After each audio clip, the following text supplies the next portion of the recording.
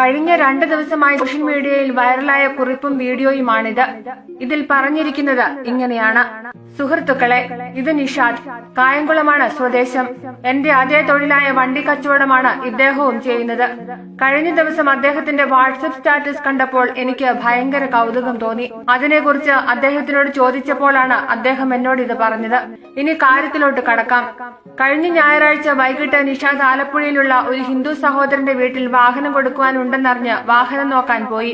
ഇരുന്ന് സംസാരിച്ച് സമയം പോയി. സന്ധ്യയായി. ബാങ്ക് വിളിച്ചു. മഗ്രിബ് നമസ്കാരത്തിനുള്ള ടൈമായി. കോവിഡ് കാലമായതുകൊണ്ട് പള്ളികളിൽ നിസ്കാരമില്ല. ഈ മഗ്രിബിന്റെ ഒരു കുഴപ്പം എന്താണ് എന്ന് വെച്ചാൽ കറക്റ്റ് സമയത്ത് നിസ്കരിച്ചില്ലെങ്കിൽ സമയം കഴിഞ്ഞു പോകും. എല്ലാ നമസ്കാരവും കറക്റ്റായിട്ട് നിർവഹിക്കുന്ന നിഷാദിന് നിസ്കരിക്കാൻ പറ്റാത്തതിന്റെ ബുദ്ധിമുട്ട് ഗൃഹനാഥന് നിഷാദിന്റെ വാക്കുകളിൽ നിന്നും മനസ്സിലായി. ഗൃഹനാഥൻ നിഷാദിന്റെ നെറ്റിയിലെ നിസ്കാരത്തഴമ്പും ഗൃഹനാഥൻ ശ്രദ്ധിച്ചു. അദ്ദേഹം നിഷാദിനോട് വേണമെങ്കിൽ ഇവിടെ നിങ്ങൾക്ക് പ്രാർത്ഥിക്കാം എന്നൊരു ഓഫർ കൊടുത്തു. നിഷാദ് വുളുവെടുത്തു വന്നപ്പോഴേക്കും ഗൃഹനാഥന്റെ പൂജാമുറി നിഷാദിന് വേണ്ടി റെഡിയായി കഴിഞ്ഞിരുന്നു. ജാതി മതം എന്നൊക്കെ പറഞ്ഞ് തമ്മിൽ തെറിവിളിച്ചു നടക്കുന്ന ആളുകൾ ഇതൊക്കെ കാണണം. ഇങ്ങനെയുള്ള ആളുകളെയും ഇങ്ങനെയുള്ള വാർത്തകളുമൊക്കെയാണ് നമ്മൾ പ്രോത്സാഹിപ്പിക്കേണ്ടത്. അല്ലാതെ അമ്പലം പൊളിച്ചതും ബീഫ് കഴിച്ചതും ഒന്നുമല്ല. ശാന്തി ട്രിപ്പ് പിടിക്കുക ഗൈസ്.